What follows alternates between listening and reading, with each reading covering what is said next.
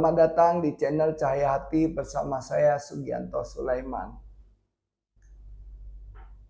Kita bicarakan mengenai hal-hal yang bisa membawa kemajuan, baik pada diri kita, pada masyarakat, bangsa, dan negara.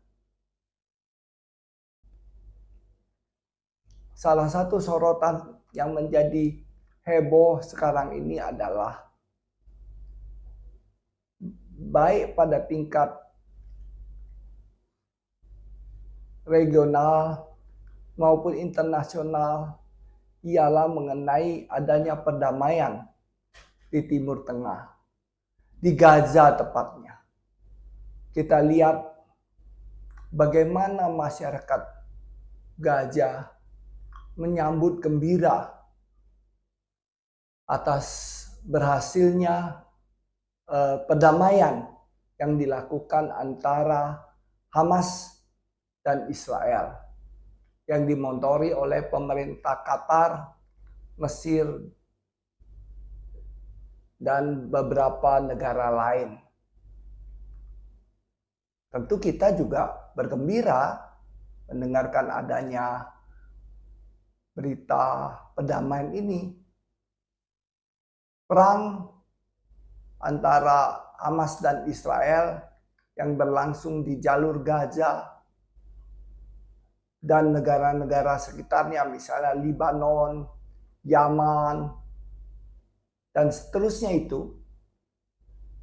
Untuk di Gaza aja, korban kematian itu mencapai kurang lebih 50.000. Satu jumlah yang luar biasa besar. Jadi gak heran kalau masyarakat Gaza, Palestina khususnya, menyambut gembira dengan perdamaian ini. Apa yang menyebabkan perang atau apa yang menyebabkan konflik di Gaza? Kalau pihak Israel dan mereka yang pro Israel menyebutnya karena Israel mempertahankan dirinya dari serangan kaum teroris Gaza, Palestina, yang menculik dan membunuh orang-orang Israel. Bagi orang Palestina atau yang pro Palestina menyebutkan apa yang terjadi sebetulnya adalah perjuangan kemerdekaan rakyat Palestina yang dijajah oleh Israel. Nah, jadi bagi kita yang tidak terlibat dari konflik menjadi bingung dan terombang-ambing. Apa benar Israel mempertahankan haknya? Apa benar Palestina terjajah? Jadi dua-duanya punya argumen yang cukup membingungkan. Nah, jika kita melihat orang Israel, orang Yahudi, atau negara Israel hadir di Timur Tengah, itu kan pada akhir Perang Dunia Kedua.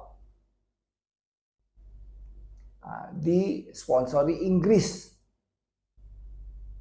Sehingga negara yang dikalahkan Inggris waktu itu adalah Kekaisaran atau Kekhalifahan Ottoman. Inggris menyebutnya begitu. Sedangkan teman-teman Islam menyebutnya Utsmani. Jatuh, kalah perang, maka Kekhalifahan Utsmani itu dibagi-bagi. Nah, Israel ketika itu meminta agar ia dikembalikan ke tanah yang dijanjikan, Yudea. Nah, di tanah tersebut telah ada bangsa Palestina. Maka terjadilah pengusiran besar-besaran terhadap orang-orang Palestina, namanya Nahba, hari musibah. Nah, itu yang disebut teman-teman Palestina.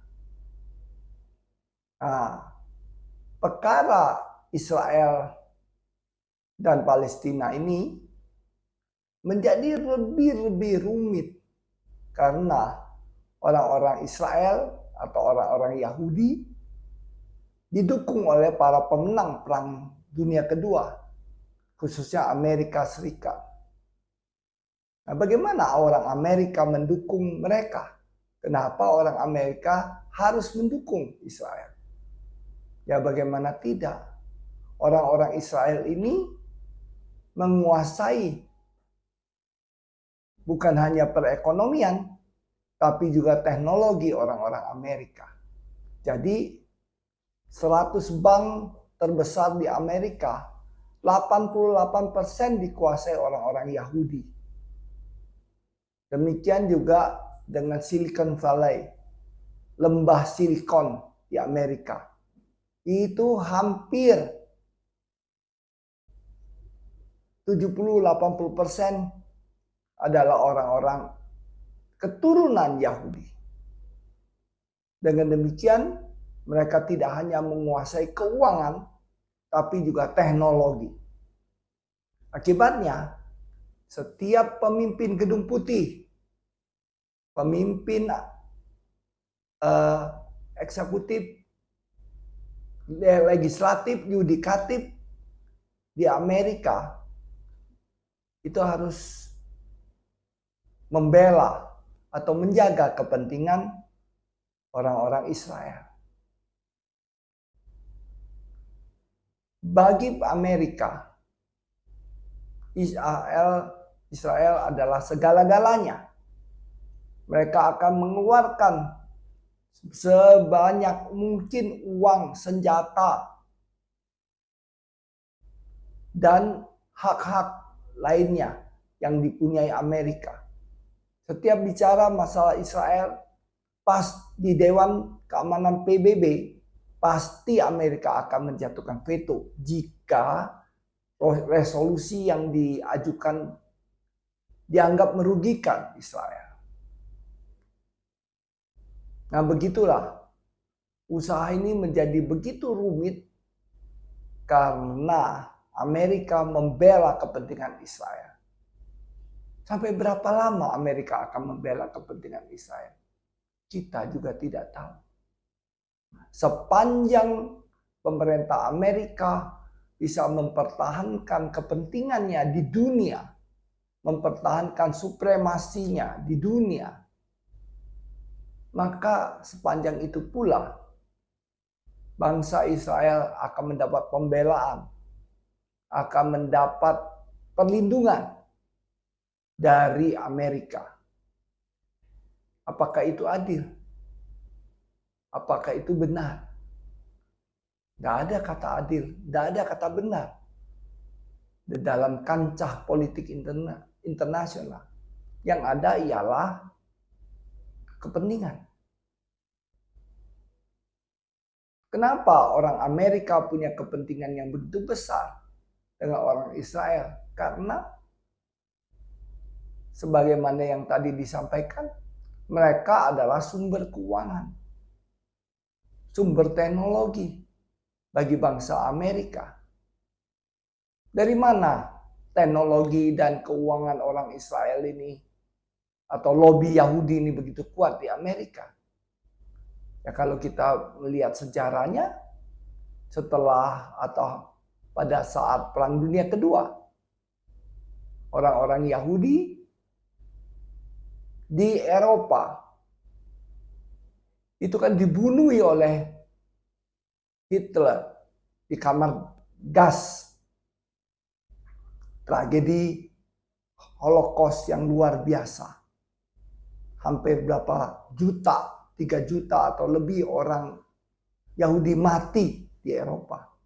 Karena itu mereka berbondong-bondong pindah ke Amerika dengan memboyong uang, teknologi dan sebagainya. Karena itu Amerika Serikat menjadi negara yang bukan hanya memenangkan perang, tetapi juga menjadi negara yang kuat di bidang ekonomi, senjata, dan sebagainya. Dan dengan kekuatan itulah orang Yahudi, orang Israel mempertahankan negaranya. Sekali lagi, apakah itu adil? Ini yang tidak bisa dijawab dunia. Semua akan diam ketika kita mempertanyakan keadilan. Bagaimana dengan nasib rakyat Palestina yang terusir dari negaranya? Mana ada orang mau peduli? Bahasanya ialah yang kuat yang menang. Nah, sekarang keadaannya agak berubah ketika Amerika Serikat mulai terancam kepentingannya. Oleh siapa? Oleh China. Nah, China pelan tapi pasti menggusur kedudukan Amerika di bidang ekonomi. Sekarang perekonomian Amerika mulai goncang. Lalu, apakah Amerika kemudian menerima keadaan ini? Ya tentu tidak. Terutama lobi-lobi Israel, juga lobi-lobi Yahudi merasa khawatir. Jika mereka tidak lagi di puncak kekuasaan, maka mereka sulit mempengaruhi kebijakan pemerintah Amerika. Nah, karena itu perang terjadi di mana-mana. Karena dengan menggunakan senjata, Amerika masih bisa memegang supremasi dunia. Di bidang ekonomi, Amerika mulai keteteran.